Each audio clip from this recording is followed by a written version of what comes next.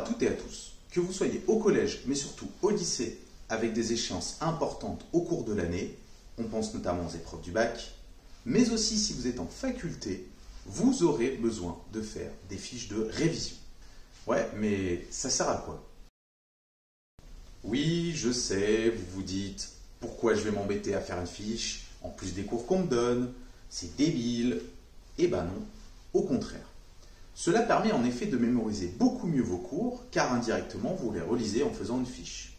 Dans l'optique d'une future évaluation pour préparer au mieux vos examens, c'est quand même pas mal d'avoir une fiche de révision. Surtout quand vous n'avez pas trop suivi en cours, ou pas compris, ou même carrément perdu votre cours. Pour les plus malins, suivant l'examen que vous préparez, on peut trouver des fiches de révision toutes faites par matière. C'est généralement le cas dans les librairies. Mais cela demande un certain budget. Personnellement, je vous conseille vraiment de la faire vous-même, car vous pourrez les réutiliser facilement par la suite. Cette fiche de révision vous permet en tout cas de réactiver des souvenirs. Par exemple, un auteur ou une notion que vous avez déjà abordée en cours d'année, mais dont vous avez un vague souvenir. La fiche de révision, dans ces cas-là, vous permettra concrètement de revenir sur cet auteur ou cette notion directement et de réactiver vos connaissances. Ensuite, la fiche de révision peut être utilisée comme une sorte de base de données qui peut vous aider tout au long de votre scolarité ou même de vos études supérieures sur plusieurs années. Je pense notamment à la faculté de médecine ou de droit où on doit revenir très souvent sur des notions qu'on a déjà vues et faire une fiche de révision peut s'avérer très pratique. Rappelez-vous en effet que quand vous réalisez votre fiche, vous travaillez votre mémoire visuelle car vous êtes obligé de regarder vos cours, mais aussi gestuelle car vous écrivez le contenu, voire même auditive si vous travaillez sur un documentaire par exemple. Dans tous les cas, il va falloir que vous synthétisiez, c'est-à-dire que vous regroupiez des faits, des informations, des données que vous considérez importantes dans le but de les assembler en un tout cohérent et simplifié pour mieux les retenir. Globalement, je vous conseille de réaliser cette fiche à la fin de chaque thématique ou à la fin d'un cours ou d'une séquence de votre programme. Cela vous permettra aussi de réviser en même temps. Alors, de quoi a-t-on besoin pour faire une fiche de révision? Tout d'abord, une simple feuille ou une fiche Bristol fera bien l'affaire. Il n'y a pas de format défini. Je vous conseille pour le lycée un format A5 ou A6, recto verso si besoin. Pour la faculté, je vous conseille le même format si vous abordez des notions simples, mais vous pouvez aussi prendre un format A4 si le cours est beaucoup plus fourni et important en termes de contenu. Il vous faut aussi bien sûr des stylos de différentes couleurs ou surligneurs pour les notions ou les éléments importants à retenir.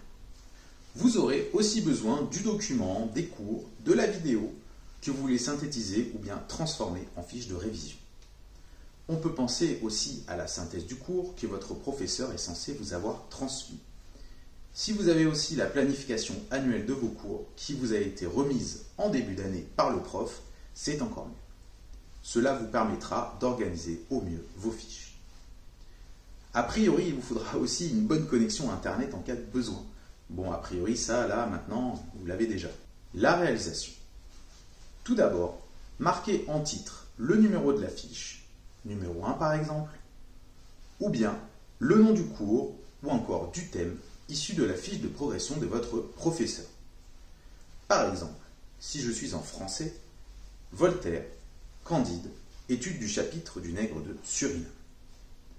Autre exemple, en histoire, Séquençin, le contexte des années folles aux États-Unis.